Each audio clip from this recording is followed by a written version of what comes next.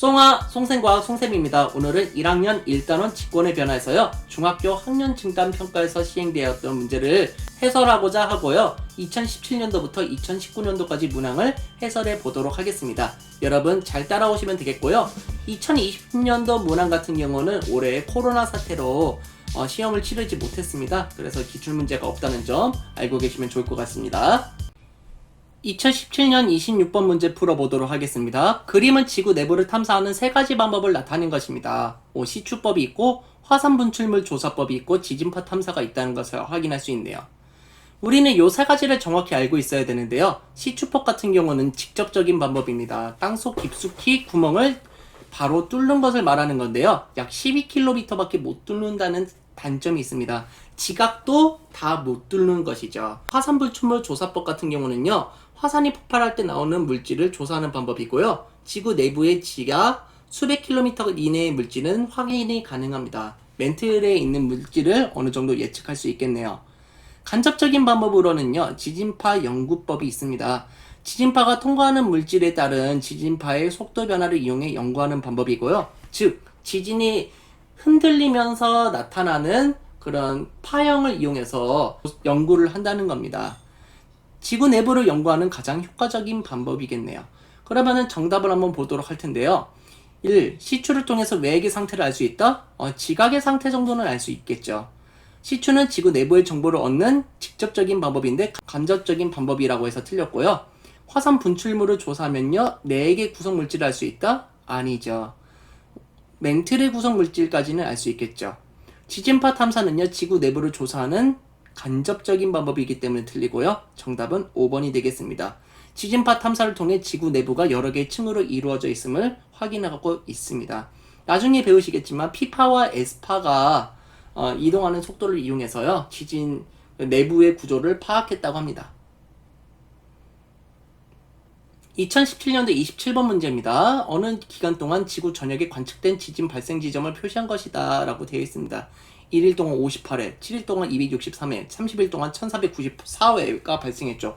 엄청나게 많이 발생하는 것을 확인할 수 있네요. 자, 그러면은 화산대와 지진대의 분포와 판의 경계를 봤을 때 이렇게 판의 경계에서 지진이 많이 일어난다는 거 확인해 주시면 되고요.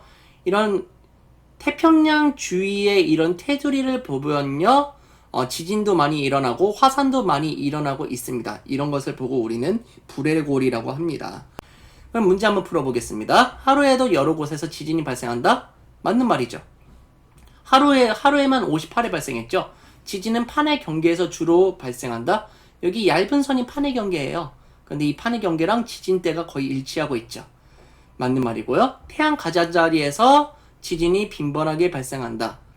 태평양의 가장자리에서 지진이 빈번하게 발생한다? 맞는 말이죠. 태평양의 가장자리에서 이렇게 지진이 많이 발생하고 있습니다. 불의 고리 지점에서 많이 발생한다는 걸 확인했기 때문에 정답은 5번이라는 것을 확인할 수 있네요.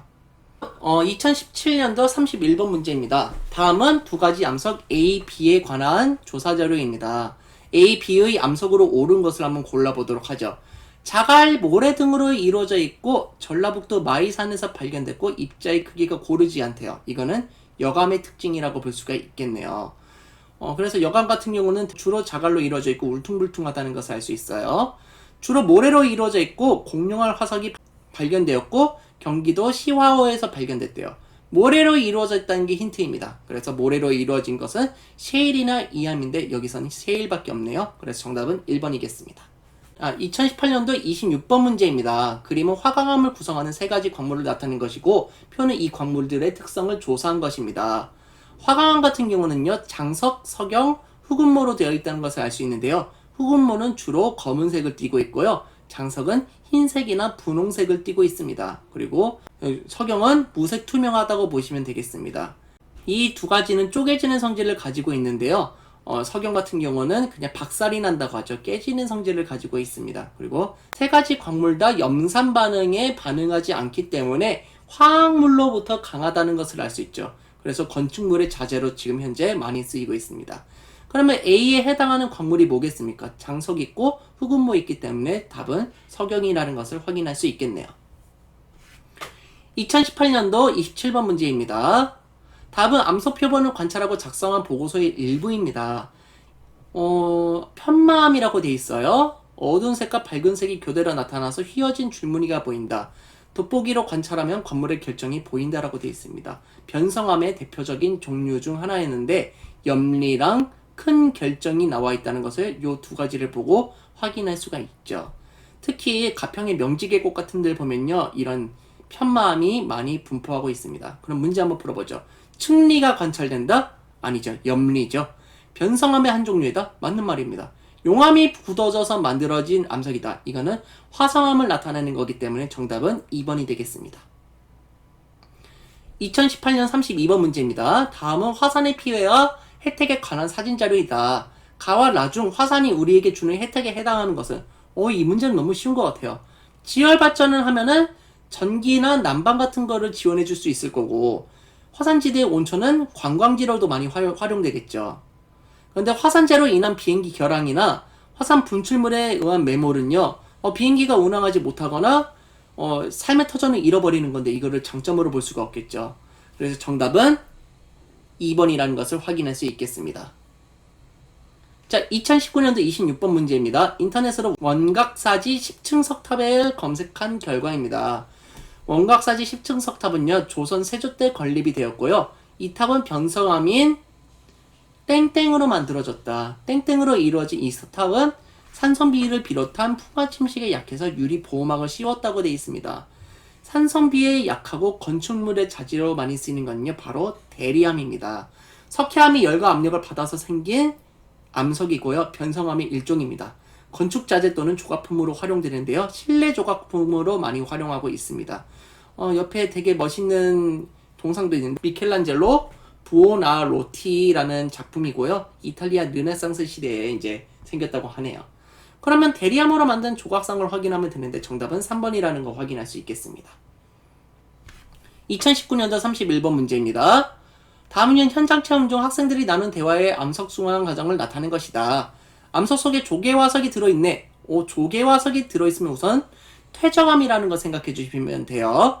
흙이나 자갈, 모래 등이 바다나 호수 밑에서 겹겹이 쌓여 다져지고 눌러지면 암석이 된다. 퇴적암이라고 쐐기를 받고 있죠. 이 과정에서 조개가 묻혀서 함께 굳어진 거야.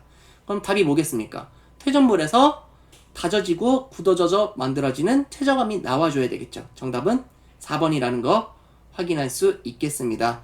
2019년도 32번 문제입니다. 가는 크라카타우 화산 폭발에 대한 그리고 나는 지구계의 구성 요소이다. 1883년 크라카타우 화산 폭발은 전 세계 평균 기온을 낮아지게 만들었다. 화산재가 바람에 의해 대기 중에 머무르면서 태양으로부터 유입이 되는 빛을 차단했기 때문이다. 직권과 기권의 상호작용이죠.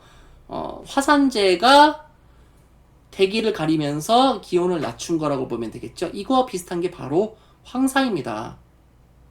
왜냐면요, 황사 같은 경우는요, 중국 사막이나 황토지대의 모래가 봄철 편서풍을 타고 우리나라로 날아오는 현상인데요. 중국의 급격한 산업화로 인해 건조해진 땅의 먼지들이 공기 중에 섞여 있다가 내려앉는 현상인데요. 이 섞여 있는 동안에 햇빛을 가리기도 하고 우리에게 좀 안 좋은 영향을 주기도 하는 거죠. 미세먼지도 마찬가지예요. 눈에 보이지 않을 만큼 작은 미세먼지 입자가 자동차 공장들에서 배출이 되고 있고 대기오염 물질을 말하기도 하죠. 공기 중에 떠다니다가 호흡기관을 통해 몸속으로 들어오게 됩니다. 결국 날씨를 흐릿하게 만드는 영향을 이 두 가지가 주게 되는데요. 기권과 직권의 상호작용이라고 볼 수 있겠죠. 그래서 답은 3번입니다. 자, 여러분 수고하셨습니다. 여러분께서 지금 이 문제를 잘 풀 수 있다면요, 여러분께서 1단원을 완벽하게 익히신 거라고 생각하시면 되겠습니다. 앞으로 여러분의 실력 향상에 더 도움이 되도록 노력하겠습니다. 자, 이 영상이 즐거우셨다면 좋아요, 구독하기 부탁드리겠습니다. 여러분 감사합니다. 송바.